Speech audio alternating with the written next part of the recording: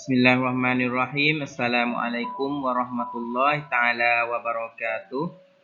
Salam sejahtera, salam bahagia kepada semua pelajar darjah 6 Ma'had Islami. Pada penggal ini kita akan mulai dengan Al-Madah Akidah.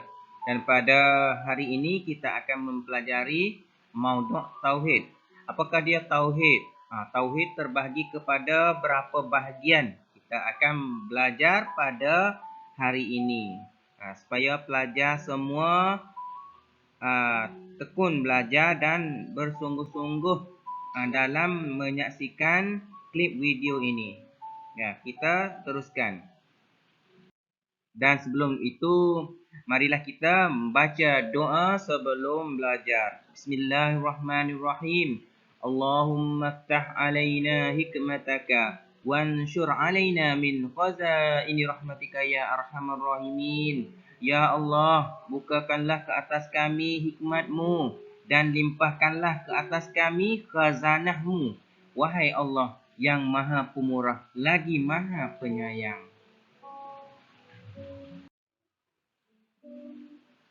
Bismillahirrahmanirrahim. Rabbi shrah li sadri wa yassir li amri wahlul 'uqdatam min lisani yafqahu qawli. Baiklah, pelajar-pelajar, tadi cikgu sudah memberitahu bahawa kita akan mempelajari maudhu' tauhid. Apakah dia tauhid? Pelajar sudah tahu apakah dia tauhid?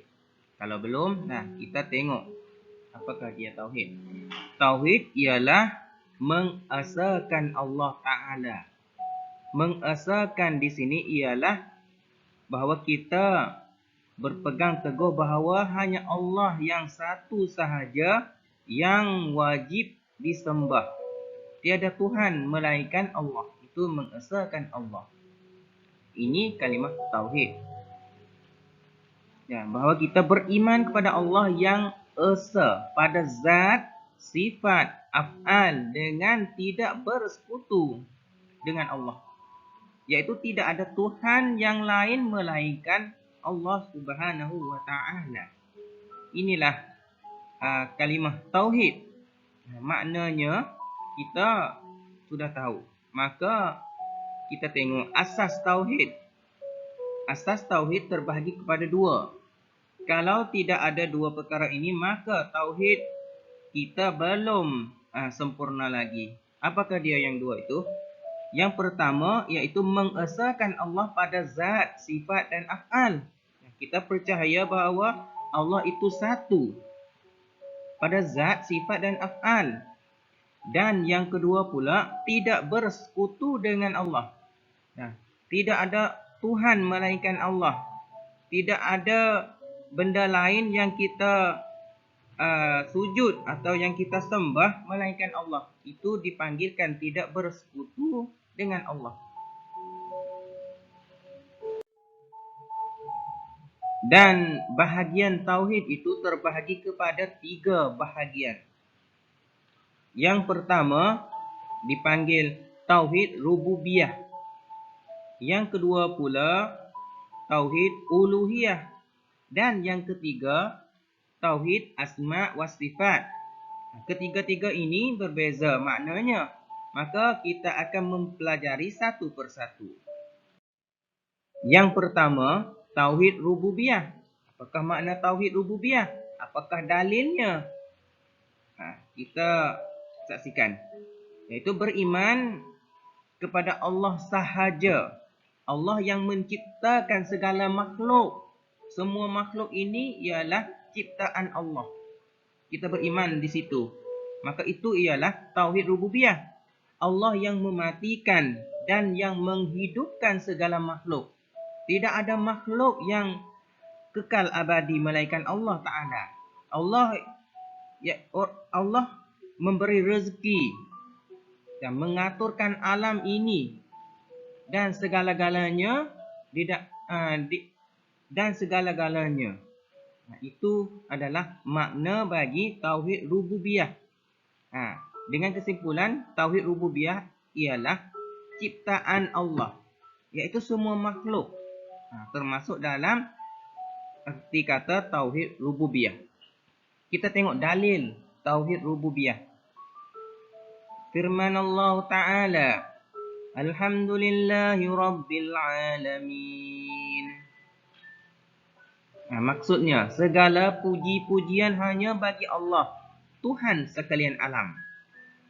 Tuhan sekalian alam di sini ialah Tuhan bagi segala makhluk, semua makhluk.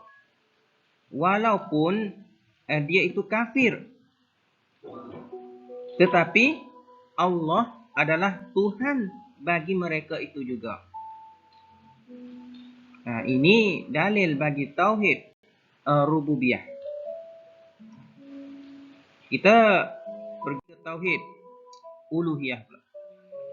Tauhid uluhiyah pula iaitu beriman bahawa Allah Ta'ala sahajalah yang wajib kita beribadat kepadanya, dan dialah Tuhan yang disembah dan tidak bersyirik dengan dalam setiap jenis ibadat. Tauhid uluhiyah ini bertumpu kepada ibadat, iaitu segala ibadat yang hamba-Nya lakukan itu pastilah untuk kerana Allah Ta'ala, bukan ibadat kerana benda lain, dan tidak syirik, tidak sekutu dengan Allah. Bukannya beribadat kepada Allah, tetapi kita beribadat kepada benda lain selain Allah, itu dipanggilkan syirik. Maka itu bukan di dalam golongan tauhid uluhiyah. Dalil tauhid uluhiyah, firman Allah Ta'ala, وَمَا خَلَقْتَ الْجِنَّ وَالْإِنسَ إِلَّا لِيَعْبُدُونَ. Maksudnya, dan aku, iaitu Allah Ta'ala, tidak menciptakan jin dan manusia melainkan hanya untuk beribadat kepadaku. Iaitu Allah Ta'ala menciptakan manusia dan jin bukan kerana lain, tetapi untuk beribadat kepadanya. Di sini jelas bahawa kita tidak boleh beribadat kepada yang lain daripada Allah. Dan ibadat mana yang kita lakukan itu selain daripada Allah ataupun tidak kerana Allah, maka ibadat itu tidak diterima oleh Allah Ta'ala. Sia-sia sahajalah apa yang kita lakukan itu. Ini tauhid uluhiyah. Dan yang maksud ibadat pula, ibadat ini ialah segala bentuk kelakuan hamba yang diredai oleh Allah Ta'ala, sama ada perkataan, perbuatan, zahir dan batin, itu termasuk di dalam katanya ibadat. Bukan sahaja sembahyang 5 waktu, puasa di bulan Ramadan, zakat, haji. Bukan sahaja itu, tetapi setiap perkara kebaikan itu termasuk di dalam golongan ibadat. Maka segala perbuatan yang diredai oleh Allah Ta'ala, seperti menolong orang, bersedekah, berzikir, itu termasuk di dalam golongan ibadat. Jika kita lakukannya kerana Allah Ta'ala, maka itu mendapat pahala seperti ibadat-ibadat lain juga. Yang ketiga, tauhid asma wa sifat. Artinya beriman dengan yakin bahawa Allah Ta'ala mempunyai nama-nama dan sifat-sifat yang sempurna dan yang layak mengikut di dalam Al-Quran dan Sunnah.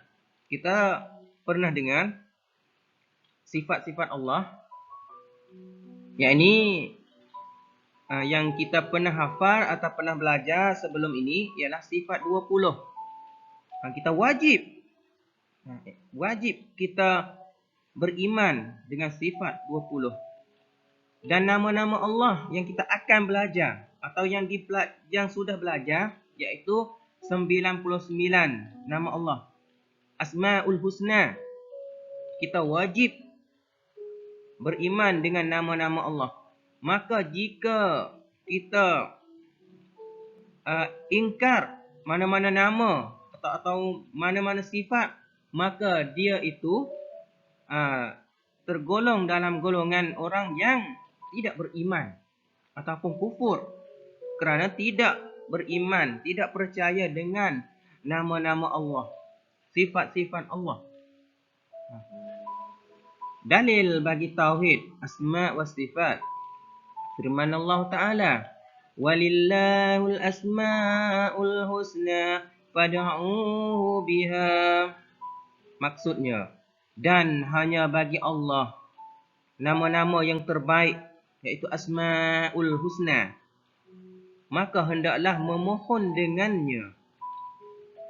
Di dalam semua nama-nama Allah, 99 nama, maka ada di sisinya yang kita boleh minta doa.